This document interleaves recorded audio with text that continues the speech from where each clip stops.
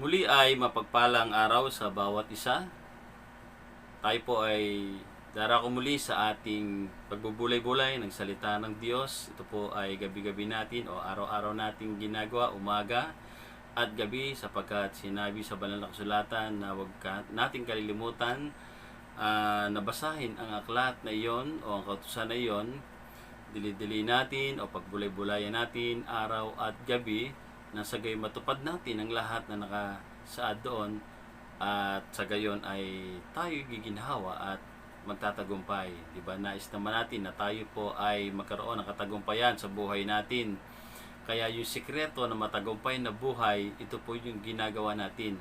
Ang patuloy na pag-aralan, pagbulay-bulayan ang salita ng Diyos, sapagkat ito ang magsisilbing kalakasan natin sa araw-araw. Gayun din naman sinabi ng Panginoong Hesus na hindi lamang sa tinapay nabubuhay ang tao, kundi sa bawat salita na bumutawi sa bibig ng ating Panginoong Diyos. Kaya naman ang mga salita na ito ay mula sa Panginoon, at ito ang ating kalakasang spiritual na hindi natin dapat malimutan. Patuloy natin pakainin ang spiritual na buhay natin, na sa gayon ay hindi po tayo manghihina sa anumang dumarating sa buhay natin. Tuloy-tuloy po tayo sa ating pag-aaral dito sa aklat ng unang Samuel. Napakasarap pag-aralan po nito, no? Ang ating pong pag-aaralan ay isang alam natin ang kasaysayan nito, ang istorya na ito. Ito ay tungkol dito sa labanan ni David at ni Goliath. Ito po ay alam na mga bata. Kaya ito po ay isa sa napili ko para ating pag-aralan.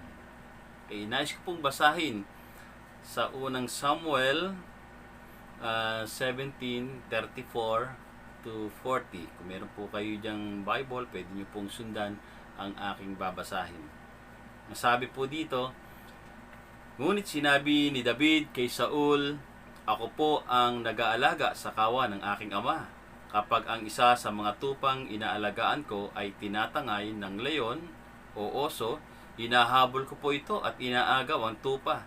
Kapag hinarap ako ng leon o ng oso, hinahawakan ko ito sa panga at pinapatay. Nakapatay na po ako ng mga leon at mga oso, isasama ko po sa mga ito ang Pilisteyong iyon, sapagkat ang nilalait niya ay ang hukbo ng ating Panginoong Diyos na buhay. Dinugtong pa ni David, iniligtas ako ni Yahweh mula sa mga mababangis na leon at mga oso, ililigtas din niya ako sa kamay ng Pilisteyong. Kahit sinabi ni Saul, kung gayon, labanan mo siya at samahan ka nawa ni Yahweh. At ipinasuot niya kay David ang kanyang kasuotang pandigma, ang helmet at ang tansong pambalot sa katawan. Nang may sakbat na ni David ang tabak ni Saul, ay sinubukang lumakad. Hindi siya halos makahakbang, sapagkat hindi siya sanay sa ganoong kasuotan. Kaya sinabi niya kay Saul, hindi ko na po gagamitin ang mga ito. At hinubad niya ang nasabing kasuotang pandigma. Pagkatapos, dinampot niya ang kanyang tungkod, namulot siya ng 5 makikinis na bato sa sapa, inilagay sa kanyang supot na pampastol at lumakad upang harapin si Goliath. Kaya purihin ng Panginoon sa pagkarinig ng kanyang salita. Okay, so wala pa yung labanan, ano? So pinutol ko lang po doon, pero naniniwala naman po tayo na sa labanang yon ay nagtagumpay si Haring David, sapagkat noong ipinukol niya yung kanyang tirador do sa bato na kung saan ipinulot niya, tumama ito sa noo ni Goliath at ito'y padapang bumagsak at pinutol yung ulo ni Goliath, ni Haring David, at sila ay nagtagumpay noong araw na yon. So dito sa ating binasa, ay balikan lamang po natin ito. Bakit kaya kailangang ipaliwanag ni David ang tungkol sa kanyang kakayanan? Dahil napansin natin, lahat ay duda sa kanyang paglaban sa hamon ni Goliath. Alam naman natin na hindi isang warrior ang tingin sa kanya ng kanyang mga kapatid. Kahit mismo yung kapatid niya ay nagagalit sa kanya, bakit ka ba narito? Gusto mo lang manood ng labanan, kay umuwi na. Kakaunti na lamang yung tupa na ating ah, inaalagaan mo ron, iniwanan mo pa. Ayan. At sumagot si David, wala naman akong ginagawang masama. Nagtatanong lang ako. At maging si Haring Saul, ang tingin kay David ay isang binatilyo lamang na pastol ng mga tupa. Kung aking ilalarawan sa aking isipan ang itsura ni David, ang tingin ko sa kanya ay isang maliit na binatilyo, may dalang tungkod at mayroong isang maliit na bag na kasukbit sa kanyang balikat at mayroong hawak na tirador. So, kung ikukumpara naman natin to kay Goliath, si Goliath ay, kung mababasa natin dyan, mayroong kalasag, mayroong baluti, may helmet sa ulo, may espada, may sibat, bukod pa yung sibat niya, bukod pa yung balaraw niya, yung maliit na panaksak. At siya ay isang higante at sanay naman dirigma. O kung titingnan natin, okay, David at kay Goliath, no match yata, dahil isang warrior yung kanyang makakalaban. So, si David ay nais niyang makumbinsi ang bawat isa na kaya niyang labanan at patumbahin si Goliath. Pero sa palagay niyo kaya ay mayroong maniniwala sa kanya? Maaring si Saul, okay, pinayagan niya si David na lumaban dahil wala nang lumaban. Kaya niya siguro pinayagan dahil, sige, kung gusto mong labanan, ay di labanan mo. Pero sa palagay ko, hindi naniniwala na magtatagumpay itong si David sa isip ni Haring Saul. Pero maring iniisip niya rin na, malay natin, baka makatsamba. O, edi, swerte natin, So, dahil nakita nga ni Haring Saul na tirador lang, ang gagamitin ni Haring David, o ni David,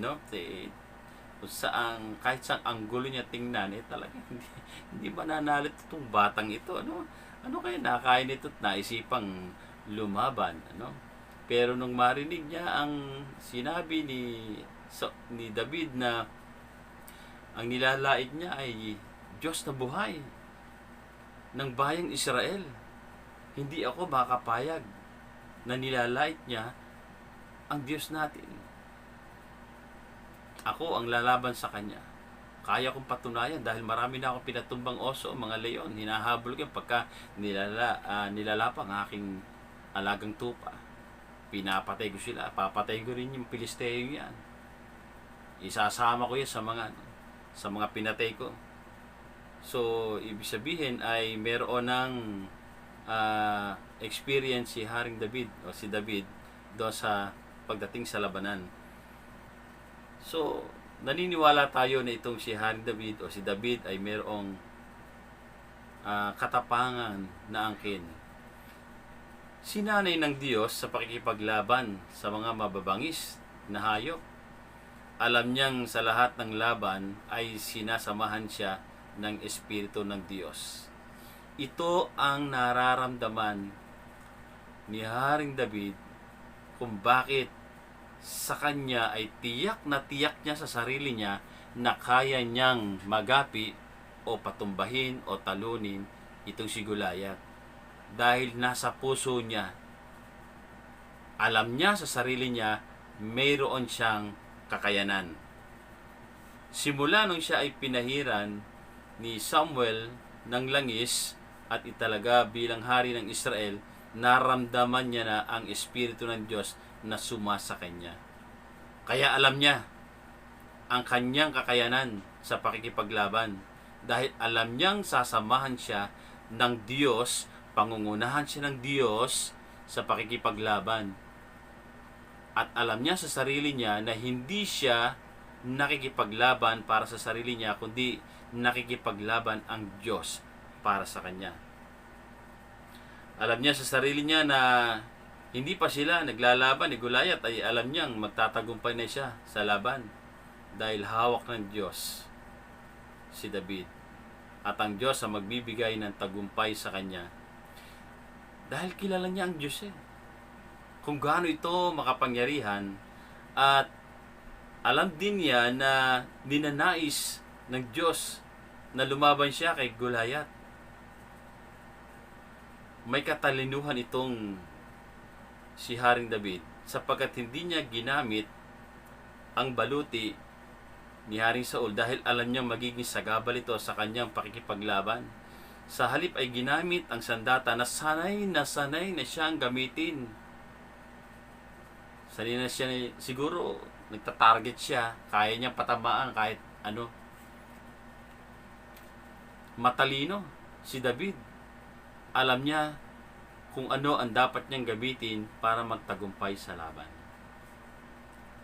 At si Haring Saul naman ay sa tingin ko meron ding kabubuhang taglay. Ito si Haring Saul.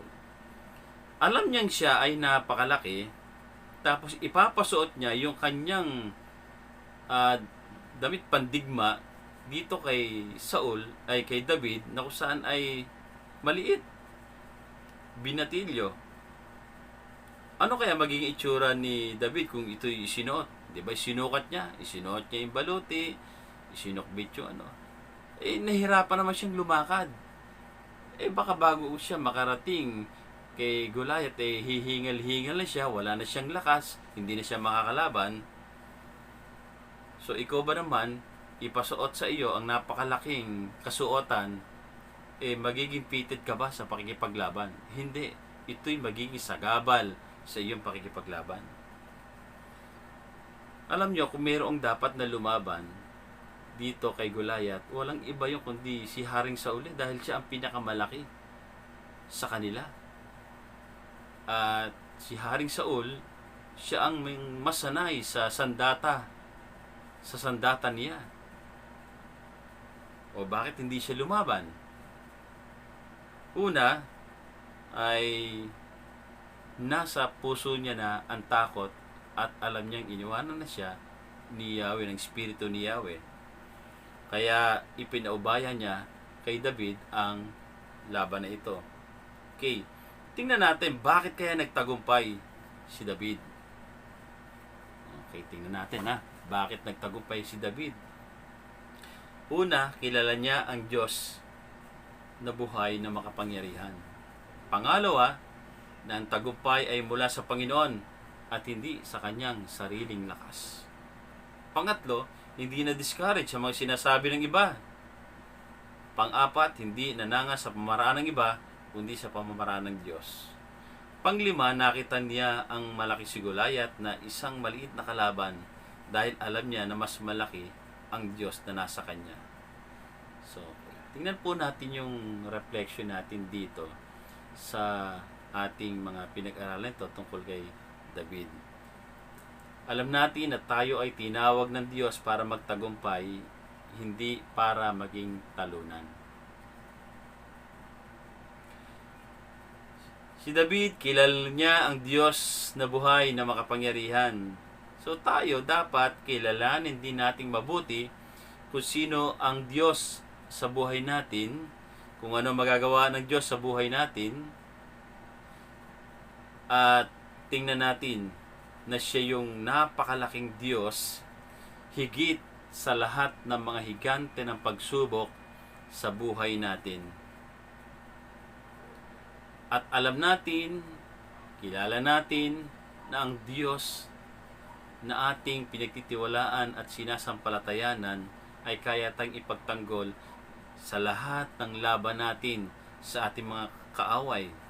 Na kung paano sinamahan tayo noon at hanggang ngayon nabubuhay tayo, na kung saan iningatan tayo ng ating Panginoon sa ating mga susunod pang laban at pagsubok ng ating buhay.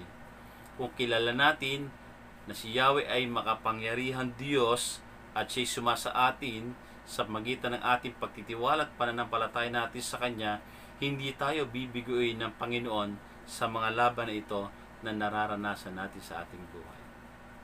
Pangalawa, na ang tagumpay ay mula sa Panginoon at hindi sa pagitan ng ating sariling lakas. Huwag po tayong manangan sa sarili nating karunungan at kalakasan. Naniniwala ko tayo may mga pinag-aralan o naniniwala ko nagpapalakas tayo. Pero ang taong malakas at may karunungan, kapag hindi sinamahan ng Diyos na makapangyarihan, hindi rin po tayo magtatagumpay. O walang binanggit si David na magaling siyang pumatay ng oso at leon. Hindi sinabi ni David na, kasi ang galing-galing ko eh. Hindi sinabi ni Haring David na, dahil ako'y malakas, kaya ako napatayan. Ang sinabi niya, iniligtas ako ni Yahweh. Yun ang sinabi niya. So, ibig sabihin, ang karangalan, ang napapapurihan sa kanyang tagumpay ay walang iba kundi ang Diyos na kanyang pinaglilingkuran. So, ibig sabihin, si Yahweh ang dahilan ng kanyang tagumpay sa bawat laban ng kanyang buhay. Si Yahweh ang pinagmamalaki niya, hindi yung kanya sarili. Kaya dapat sa bawat tagumpay na ating nararanasan, laging glory to God, hindi glory to me. Ito yung dapat lagi nating sinasambit, na ang papuri ay sa Diyos at hindi sa atin. Sapagkat kung tayo'y napuri na dito sa lupa, wala nang papuri ang tayo na mababanggit pagdating doon sa kalangitan. Amen po ba? Huwag po nating ipagmamalaki na kaya tayo umunlad, yumaman, dahil sa ating katalinuhan, kalakasan. Kalooban ng Diyos na mangyari sa iyo yan, pagpapala sa iyo ng Panginoon yan, kaya ipagpasalamat mo sa Diyos na siyang nagbibigay sa iyo ng kalakasan at ng karunungan. To God be the glory. Pangatlo, hindi na-discourage si David sa mga sinasabi ng iba, sa sinabi ng kanyang kapatid, sa sinabi ni Haring Saul o ng sino pa man. So, tayo din, dami nating naririnig na mga words of discouragement. Maaring mula sa ating pamilya o sa mga tao na kung saan ay nakahihigit sa atin, na sinasabing wala tayong kakayanan, hindi naman tayo magtatagumpay, wag mo nang gawin yan, wag mo nang pangarapin yan, wag mo nang naisin yan. So, kung pinansin kaya ni David ang mga discouragement na yon, na wag ka nang lumaban kay Goliath, hindi ka magtatagumpay, umuwi ka na lang, alagaan mo na lang yung mga tupa na pinagkatiwala sa iyo. So, hindi niya makikita na kayang pabagsakin ng Diyos si Goliath, ang higante na kinatatakutan ng lahat. Kung tayo ay titigil, tatalikod, manghihina, nang dahil lamang sa mga naririnig natin, ay hindi natin makita ang pagkilos ng Diyos sa buhay natin. Alam nyo, kung ako ay marami na rin ako narinig ng mga discouragement sa aking pagpapastor, sa aking paglilingkod, sa aking pagtungo, pagpunta sa Batangas. So, yung mga minsan, yung mga naririnig ko ang nagbibigay ng kapaguran sa akin. At sinasabi ng iba, nagpapagod ka lang dyan. Ayan, nagpastor ka pa kasi, kaya naghihirap ang pamilya mo. Dapat nag-abroad ka na lang. Hindi ka naman makakapagpaaral ng iyong mga anak. So marami mga discouragement akong naririnig. At minsan bumubulong pa nga ang diablo. Naririnig na sinasabi sa akin na wala ka namang kakayanan na magpatakbo ng church. Napapagod ka lang. So, wag mo nang gawin niya, wag ka nang pumunta doon. At maraming mga pagkakataon na nagtatangka ako na tumigil na, pero ang Diyos, kapag ginusto niya, wala po akong magagawa. Pag ninais ng Panginoon na manatili ako doon, kahit ayaw ko po, ibinabalik ako doon. So, ibig sabihin, nais ng Panginoon, ipagpatuloy ko ang paglilingkod na ito dahil siya ay nangako na sasamahan tayo, hindi tayo iwanan, hindi tayo pababayaan. Kung ako ay naniwala sa mga taong nagsasabi sa akin ng mga discouragement na ito, ay hindi ko makikita ang pagkilos ng Panginoon sa buhay ko. Hindi ko makikita ang mga himala ng Diyos sa buhay ko. Hindi ko makikita na marami mga tao ang nagmamahal sa amin. Hindi ko makikita ang mga taong kung saan ay dating mga wala sa Panginoon, ngayon ay naglilingkod na sa Panginoon. Hindi ko makikita yung mga itinatayo nating church doon sa iba't ibang lugar. Hindi ko makikita ang mga pagpapala ng Diyos sa buhay namin, sa aming pamilya. Hindi ko makikita ang pagpapala ng Diyos sa aking mga anak na kung saan ay nakapagtapos ng pag-aaral na sinasabi nila na hindi ko kaya magpaaral ng anak.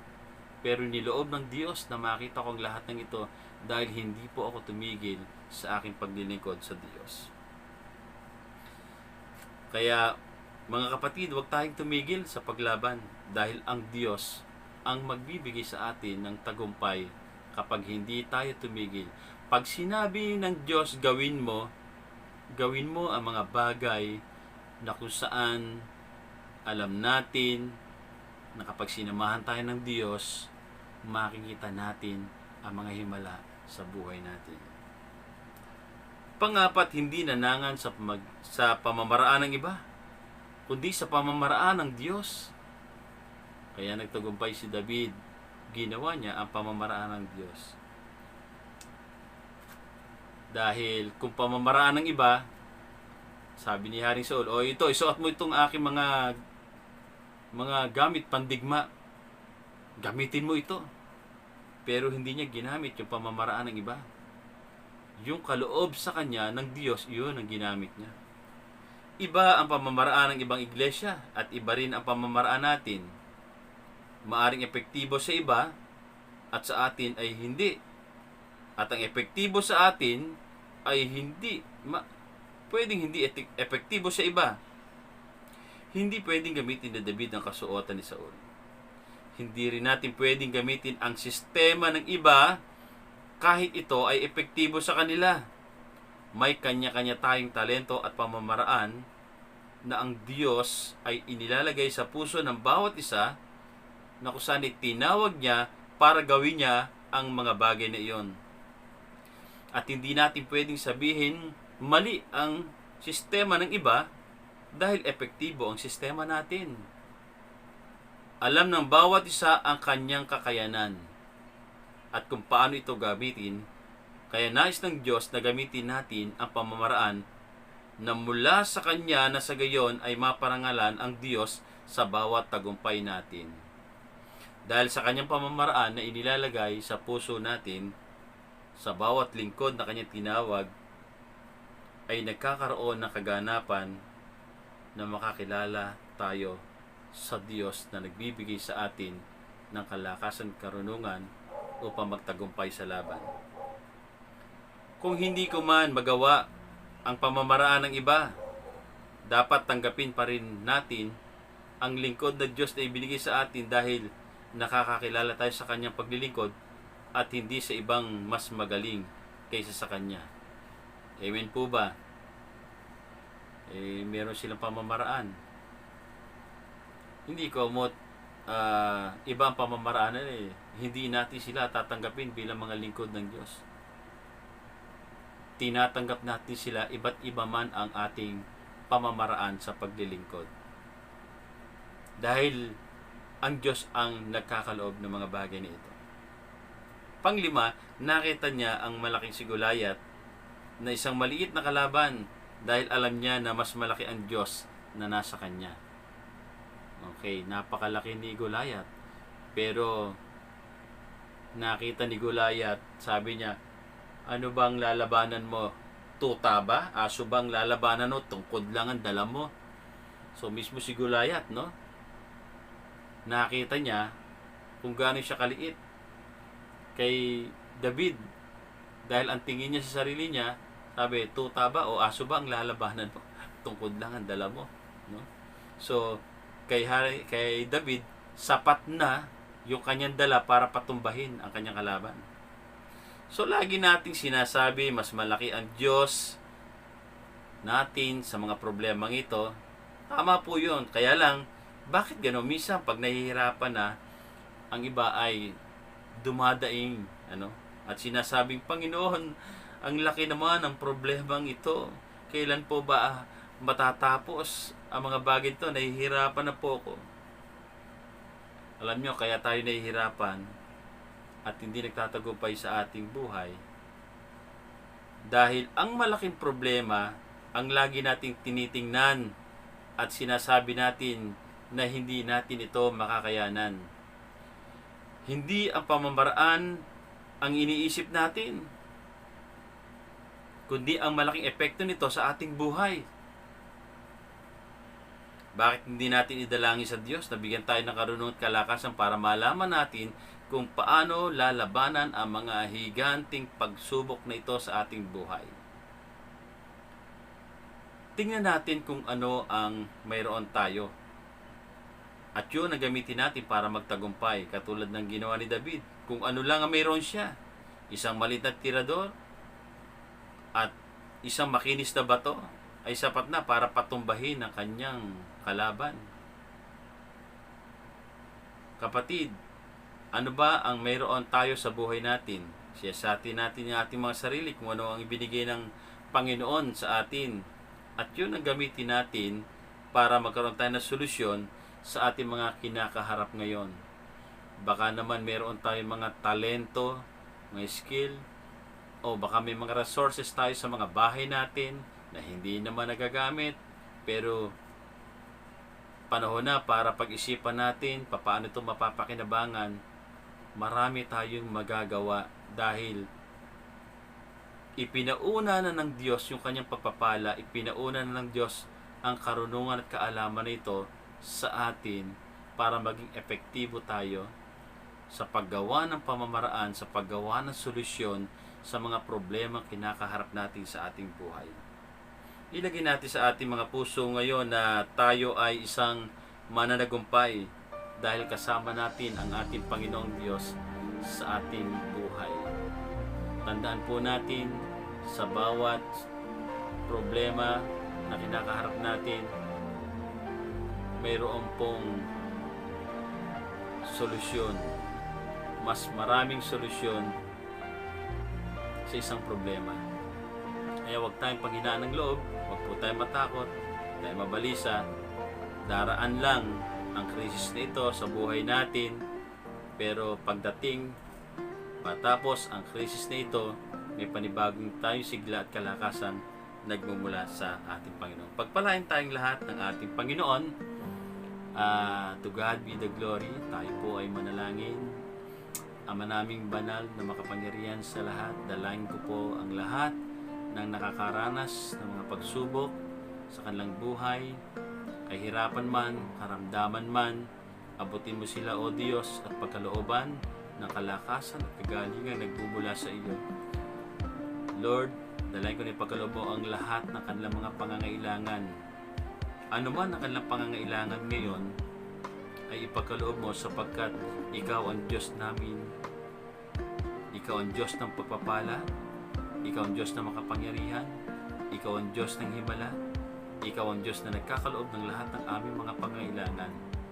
Sa aming pagtitiwala, pananampalataya sa iyo, pagtanggap sa iyo bilang Panginoon tagapagligtas ng aming buhay, at sa paglilinis mo at pagpapatawad sa aming mga kasalanan, kami po yung ginawang tunay na anak at naniniwala po kaming ang mga anak mo'y hindi mo mababayaan.